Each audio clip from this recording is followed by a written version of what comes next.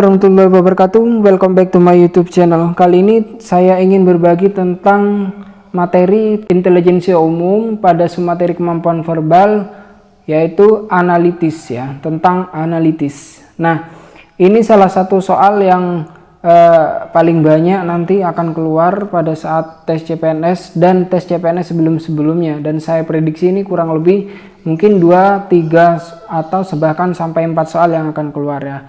Nah, perlu teman-teman ketahui dulu, untuk penalaran analitis ini sebenarnya soal penalaran yang berupa bentuk syarat tertentu, kemudian ditarik kesimpulan berdasarkan syarat-syarat yang diberikan. Jadi pada saat mengerjakan soal analitis ini teman-teman tidak memerlukan rumus tertentu ataupun istilahnya hafalan ya, tapi cukup pemahaman sebenarnya ya.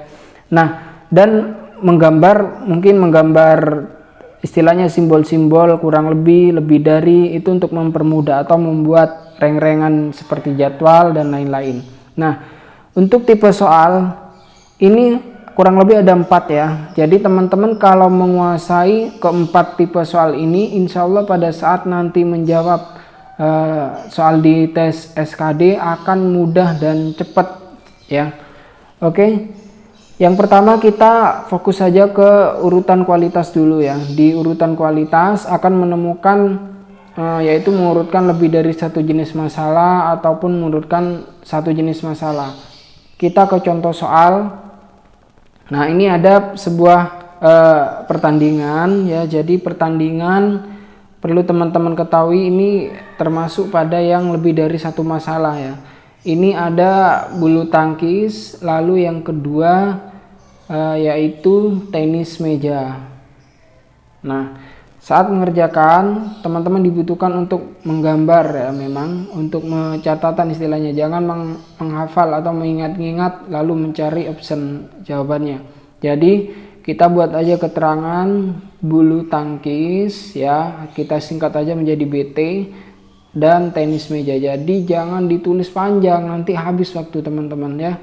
Oke, keterangan yang pertama, Andi ya, kalau tidak ada nama yang sama, misalkan Andi, Ali, Ari, jadi teman-teman cukup tuliskan huruf depannya saja untuk mempersingkat waktu ya. Jadi Andi selalu kalah melawan Bobby ya. Jadi simbol ini kurang dari ya, K kurang dari, selalu kalah, misalkan kalau ini lebih besar ya, atau selalu menang ya, lebih dari, jadi seperti itu. Tetapi dalam cabang olahraga yang lainnya ia selalu menang bila bertanding melawan Bobby. Oke, berarti olahraga lain adalah tenis meja. Andi selalu menang kalau di tenis meja ya, selalu menang melawan Bobby. Nah, lalu Cahyo selalu menang. Nah, Cahyo selalu menang dalam pertandingan tenis meja melawan Bobby. Ini ada Cahyo menang melawan Bobby. Selanjutnya, tetapi dalam cabang bulu tangkis ia kalah ya, akan kalah bila bertanding melawan Andi. Oke, dalam bulu tangkis Cahyo kalah melawan Andi. Selanjutnya, Dodo adalah pemain bulu tangkis terbaik. Nah, ini di bulu tangkis Dodo. Oke, teman-teman boleh aja kasih keterangan seperti ini ya, terbaik. Jadi tidak ada yang mengalahkan Dodo ya. Nah, selanjutnya, tetapi dalam cabang tenis meja dia tidak sebaik Bobby. Jadi Dodo ini kurang dari Bobby ya istilahnya.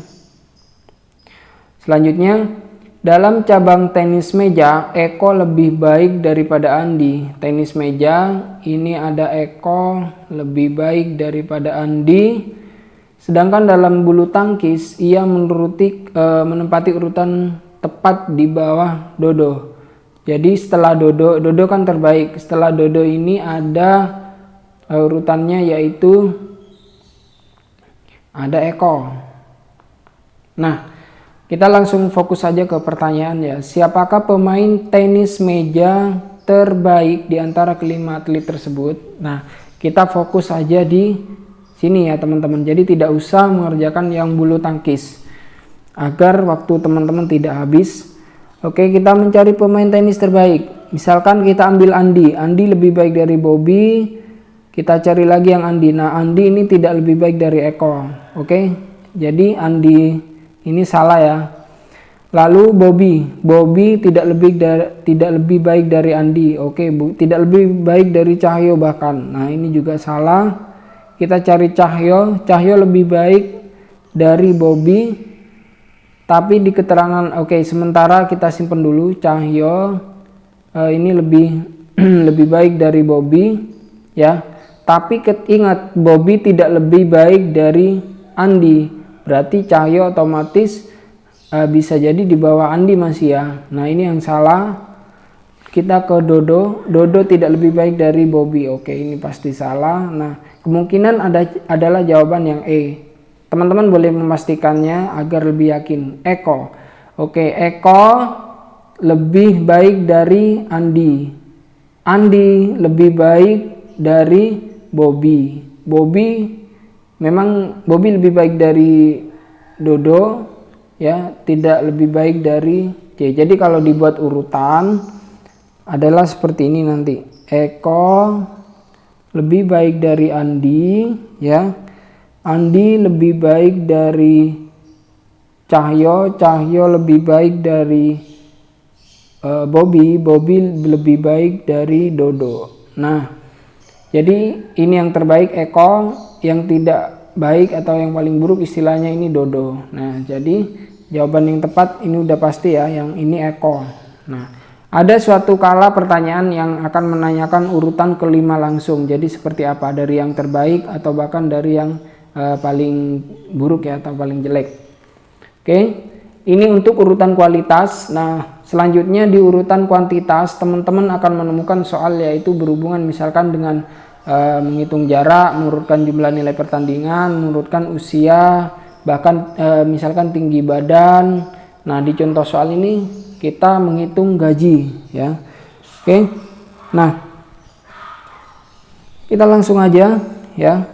Gaji Reno lebih besar daripada gaji Dayat dan Suki. Gaji Dayat lebih besar daripada gaji Suki. Gaji Wiwin lebih besar dari gaji Reno, Dayat, Suki. Ya, kemungkinan ini yang paling tinggi ya. Oke, apakah kesimpulan yang benar? Nah, kita harus mencari satu persatu di option. Nah, kita buat kesimpulan secara garis besar dulu ya. Jadi Wiwin ini paling besar, lebih besar dari Reno. Kita ketahui Reno lebih besar daripada gaji Dayat. Nah, di sini juga, oke, ini udah kita tarik kesimpulannya. Nah, gaji Dayat lebih besar daripada Suki. Nah, jadi kita fokus pada ini. Kita cari kesimpulannya.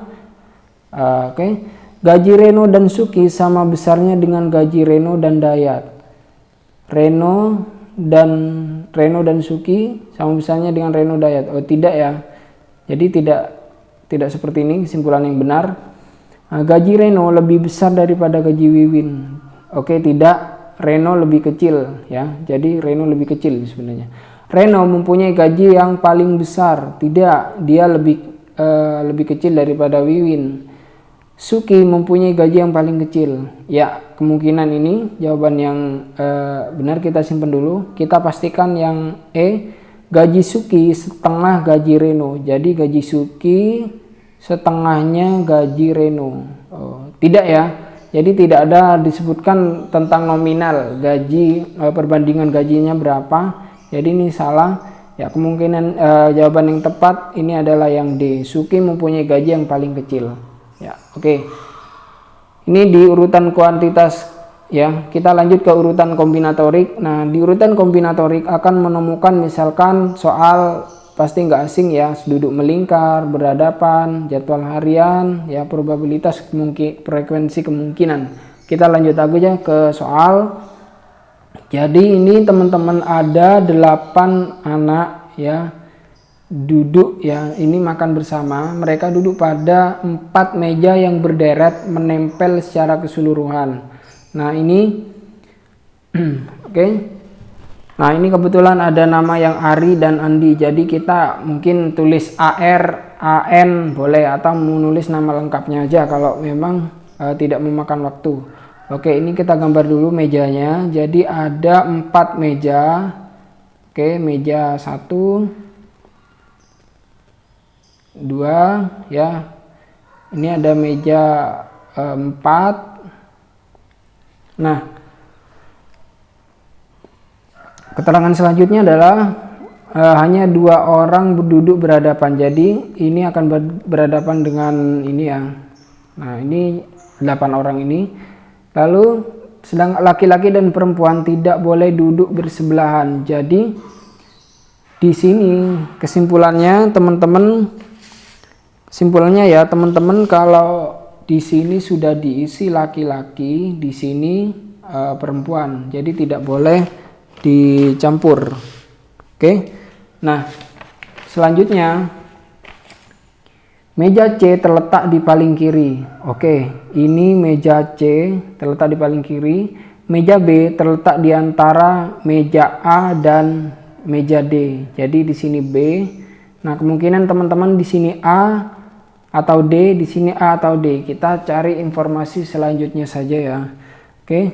Nah, Roni ada di meja D yang letaknya 2 meja di kanan meja A. Oke, Roni ini laki-laki ya. Jadi ini Roni letaknya di meja D. Nah, ini kemungkinan adalah D, otomatis ini A. Nah, sudah ketemu urutan mejanya. Roni laki-laki. Jadi Roni ada di sisi ini ya. Karena 2 meja di A ya. Meja A ini 1, 2, baru ini meja D. Oke. Sasa ada di meja C. Ya, kemungkinan Sasa adalah di sini ya. Kenapa Sasa nggak di sini? Karena ini tempatnya laki-laki. Karena dikhawatirkan kalau Sasa di sini akan duduk bersebelahan dengan laki-laki ya, teman-teman laki-laki yang lainnya. Oke. Selanjutnya ini keterangannya oke, udah kita aplikasikan. Lalu Desi duduk di kursi kedua sebelah kanan Putri. Di kedua. Jadi kemungkinan ya, kalau di sini Putri, kalau ke sini kan sebelah kiri ya 2. Kalau ke sini ini kanan. Oke, jadi kesepakatannya di sini kanan.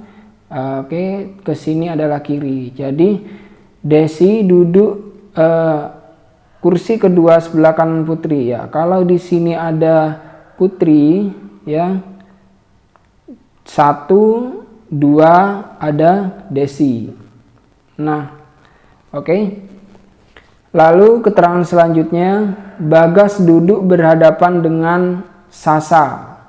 Oke, ini ada Bagas. Lalu Ari tidak mau duduk di sebelah Roni ya.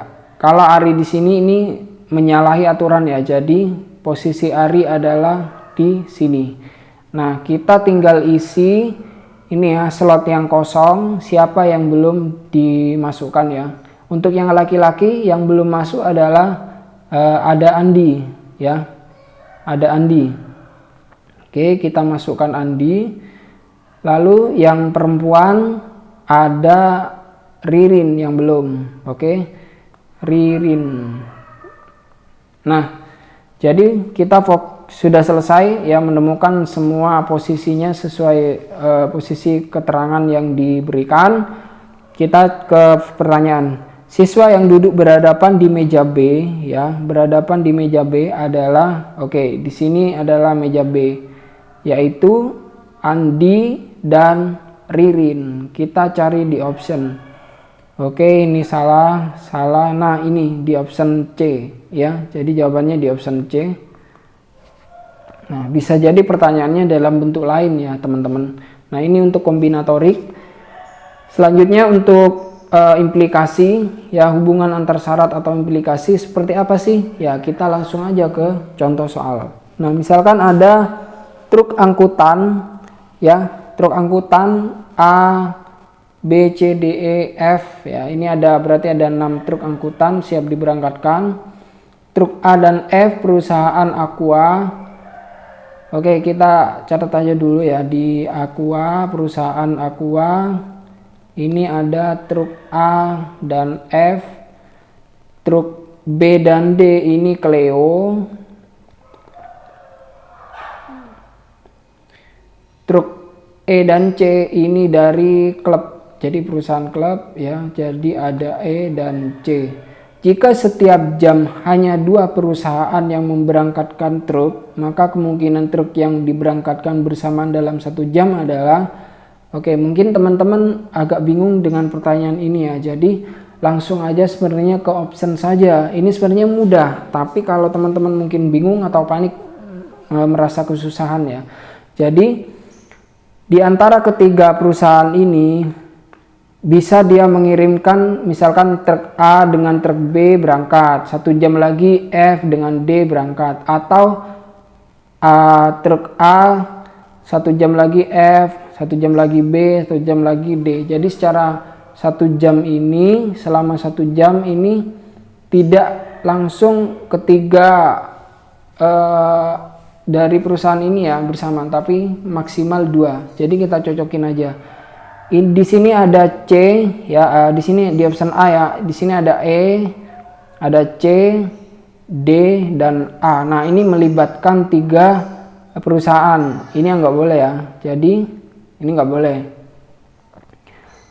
Oke, di option B ada D, F, B, A.